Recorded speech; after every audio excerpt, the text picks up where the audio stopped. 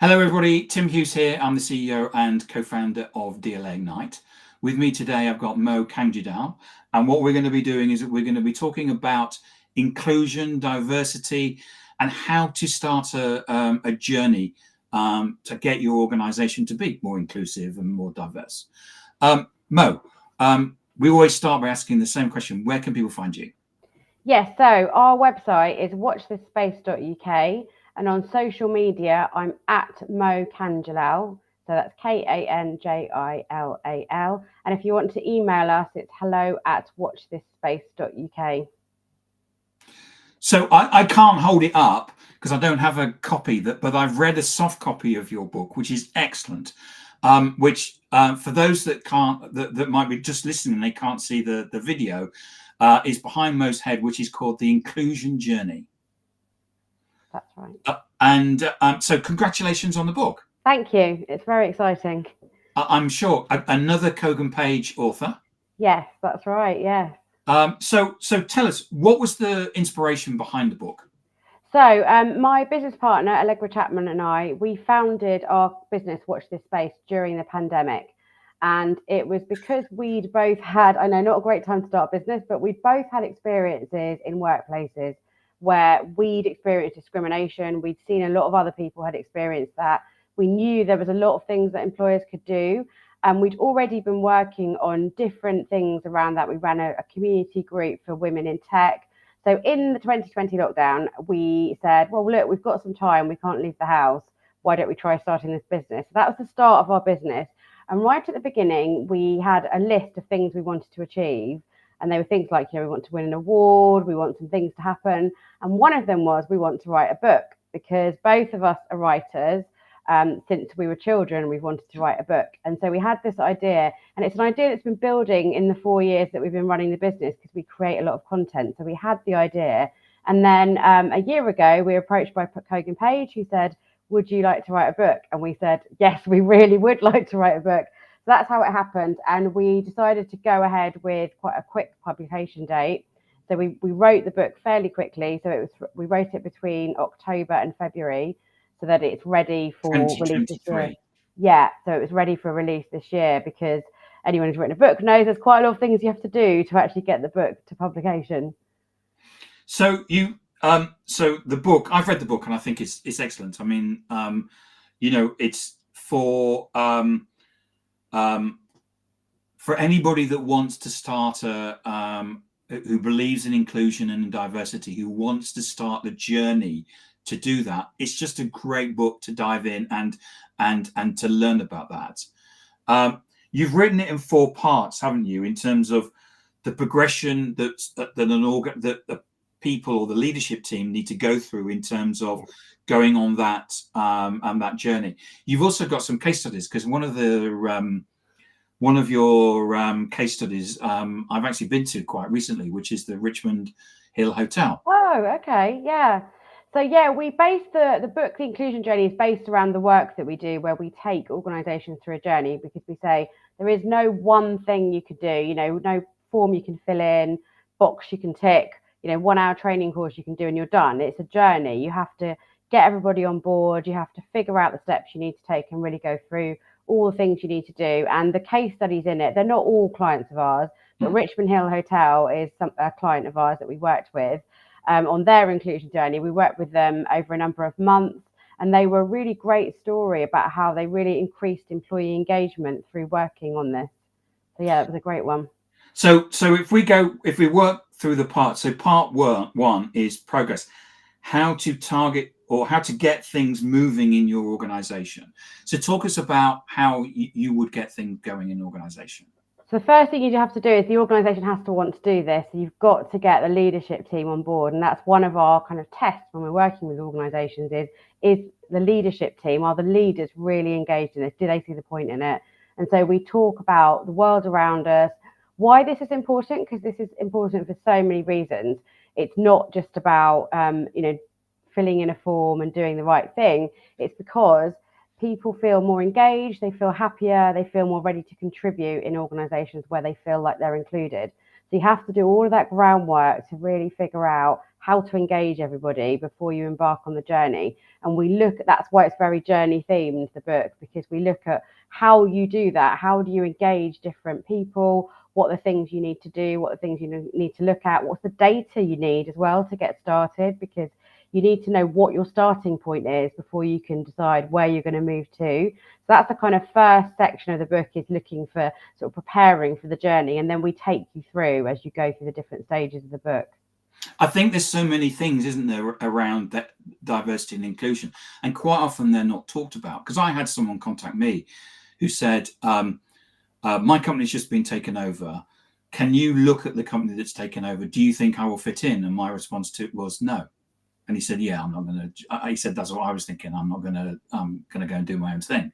And I think, what happens is that quite often it's a conversation that took place that company won't know about. And that's the thing. So that's the thing, isn't it? So often employees people will make decisions quite quickly often about whether they want to work somewhere or not, whether they want to stay somewhere or not. And so you have to work on these things to really engage people. So it's something like 58% of people look for diversity and inclusion in employers when they're actually researching where they want to work. And when they say that, they're not looking for that kind of legal statement buried on page 5 of a job description. What they're looking for is, what are they actually doing about it? What's the leadership team look like? What are the values like? What are their goals? What kind of initiatives are they working on? So people really want to see that there's tangible things being worked on. And it's also okay to say we're on a journey. So people don't have to say like we're the perfect employer. As long as people can see that their employer is doing something about it, then they're more engaged in those companies, in those different types of employers. So it's really about those things that might not seem obvious as things you need to work on, but we often talk to companies through our work where they say, we're really struggling to recruit. And we've got loads of people leaving and we can't understand why. And it's often down to all of these things that they haven't considered it. And I somewhere I've got some, I think it's Career Arc in a study in 2021 said that 96% of job seekers use social media. Yes. I mean, I don't know what the other 4% do, but like if everybody is using social media, then they're coming onto LinkedIn and they're looking at your leadership team on LinkedIn, and they're making decisions about whether you're the right company to work for. Definitely. And they're looking at what people are saying, what kinds of things the organisation is supporting, what are employees saying as well. Employees are really powerful advocates for their employer. So they're looking at what people are saying before they make decisions about where they want to work. Yeah. So that's. So what we do is we make sure the organisation understands that they want to do this, and it's got to come from the top down. Yeah. And then what we do is that on part 2 is you draw up a journey map to track progress. So talk to us about that. Yeah, so that again is based on the work that we do, where we then say, okay, so now we need to really delve into this. We need to look at policies, processes, what employees are saying. So employee surveys, workshops, what are clients and partners saying, what's the reputation like? Really gather a lot of insight to figure out the different stages of the organisation and what actually needs to be worked on. And then that helps you to create a roadmap for the change. And for some of the changes, there'll always be some quick things that you can do. So it doesn't all have to be really complex, things that take several years. Some quick things first that help people to see that there is some things happening, and it helps people get more engaged in it. And with that, you also need to then really engage employees, because it can't be delivered by a couple of people. It needs real engagement throughout the organisation. So that next bit is about how do you really figure out what the things that you need to work on, and then how do you engage people in it so that they want to join you on the journey and really help deliver on it. Because we've all been on to those events, haven't we, internally, where people say, we're going to do this, and then you never hear anything. Yeah, I was at a company just a couple of weeks ago where they said, the thing is we start loads of things and then it doesn't happen. So it's really hard for us to believe in something actually happening. And so what we say is you really have to fix that. There has to be a real drive for change. So in the book, we look at some change management models to help you figure out, how you really drive that change. And what things can you be doing in that journey, Matt? Because I'm assuming this is a journey, so this could there will be it's going to take 12 months, 18 months, 24 months, but you need to be looking at these quick wins as well. Yeah, so if we talk about Richmond Hill Hotel as they're one of the case studies, so we worked with them for around 12 months. So to start with, we did the whole engagement process where we did workshops and surveys and we did all of that analysis. Then we went back to them with the roadmap. We said, here's a lot of the things you could be working on. Some of them they were already doing, actually. Some of them were they had, a suggestions place for employees so that they could say things they thought. Some of them were creating some teams in their organisation amongst their employees so that they could work on things. Some of it was looking at social media content. Some of those things can be quick wins. It could be that there's no subtitles on videos, for example, or it could be things like that can actually be fixed.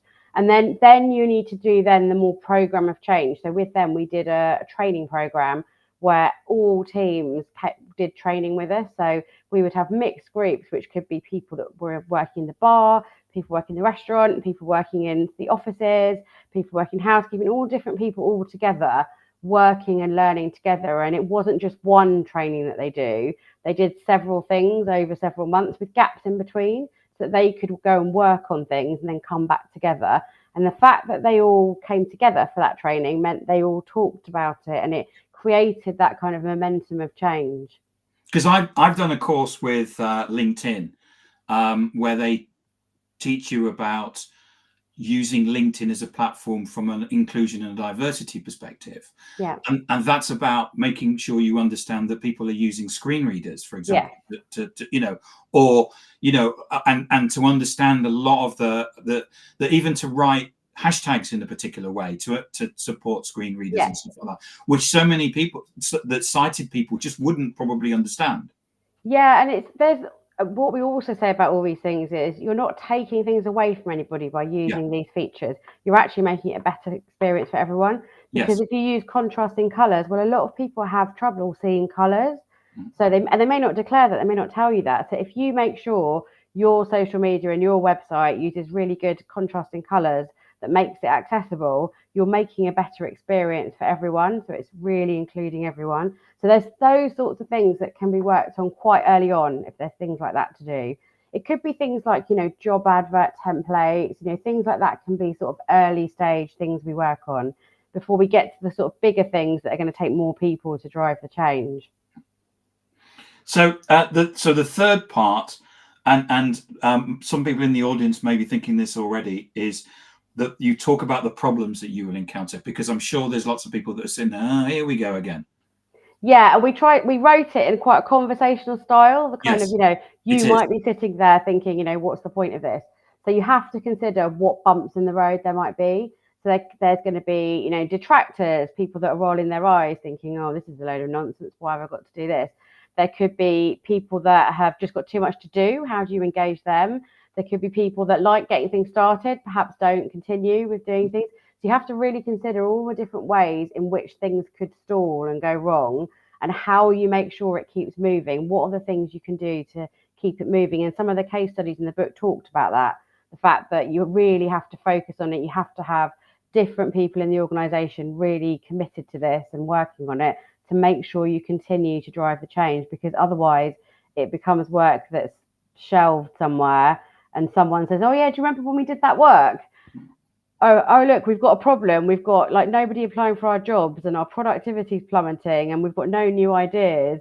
Maybe we should go back and have a look at that work. So you have to really think about how to keep it live and working. And is that about building champions within the organization and because if this is, it's got to be done by the leadership who's going to basically, but in a way it's top down, but also bottom up, isn't it? Yeah, so what you want is every team having some work they're doing on this and talking about it in their team meetings, and people sort of all around talking about it. Some of the case studies in the book talked about the kind of momentum of change where it starts to sort of spread out to different people if you can really drive things and really make things happen. One of the companies in it is a company called Allegra, who are a tech company, and they talked about the fact that once they got it going and they started working on things, they found there was a momentum and people really then started to engage in it and wanted to work on things themselves. And the fourth part is about how to celebrate. Yeah, that was a really interesting one, because so many organizations we work with say they don't celebrate the progress enough. And the celebration of the progress is a way of keeping it moving and keeping the change happening. So we really look at, how to make sure you're saying to people, look at all these great things we've done, look at what's happened, and really celebrating it in different ways, and making sure those celebrations really include everyone too, because it's all part of it, and it's sort of remembering different ways in which you can do things to make sure you engage people. Are your employees all based in the same location? Are they spread around the world? Are they some, mixed? How do you make sure you really engage everybody so everybody feels this change happening and everyone feels part of it? So that journey analogy worked really well for us in the whole book, about how you make sure you're continuing to take people with you and showing people the view, how far you've come. Yeah, because I think there's so many people that celebrate the end of the year or the beginning of the year or the end of the quarter. And I think it would be, from a leadership perspective, to say, well, okay, we may celebrate those things, but here what we're going to celebrate is the fact that we are more inclusive or more diverse or more supportive in the way that we work. And surely that's a good thing, isn't it? Yeah, and like Richmond Hill Hotel, one of their key statistics was the fact that the retention rate went up quite dramatically for their employees. So celebrating something like that, saying, isn't it great? Let's celebrate the fact that more people want to stay here and are happy staying here. And, do you know people you want to recommend to work here, and kind of really creating a culture around that. There's different things that you can celebrate along the way, and it can really help then to drive like the next wave of work and the next things you're going to do. Because if we take Richmond Hill Hotel as an example, they're it's a hospitality. You can go there for a meal. You can stay there, but generally hospitality in the UK, which is where it's based, like a lot of places around the world, find it really difficult to recruit, don't they? Yeah, really difficult to recruit. I think that's actually worldwide. It's a difficult industry to recruit into. And employees need to feel like this is the place I want to work if they're working in that industry. And actually, employees talking about the fact that it's a great place to work and they're really engaged and they want to stay there and they've been there for a long time and they're happy, those kinds of things will help other people to see, well, maybe that's somewhere I want to work. Creating that culture really helps with that. So that's helped them in all sorts of ways, because for people working in their organization, it's not just about employees, it's how they handle kind of behavior from guests as well, because they could experience all sorts of things. So we did that. We worked through that in the training with them. What do you do if you experience this? How can you make sure you're being really inclusive to guests that arrive as well with different requests? So there's all sorts of things in their world that they have to think about. Yeah, and I think that what you do, what I found in the book was this, as you say, it's a very conversational style. I can kind of feel that it's like you reading it to me. Yeah. And you walk through this process. What I would point out, because we've got 2 minutes left, is that people that are watching this, is that you also have a TEDx talk, don't you? Yes, I do. Yes.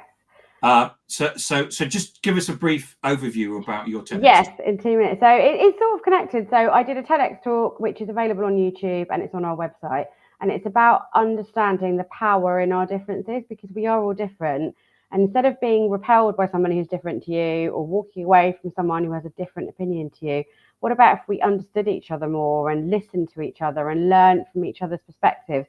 If we did that, then we could really create sort of a power in understanding each other. And it's something I have to practice too, really listening to someone. If they say something I disagree with, like remembering that actually everyone comes from a different perspective and how can we listen and understand them more. So that's what I did my TEDx talk about. So yeah, do watch that. Because in the TEDx talk, you talk about the fact that where you grew up, you were different. Yes.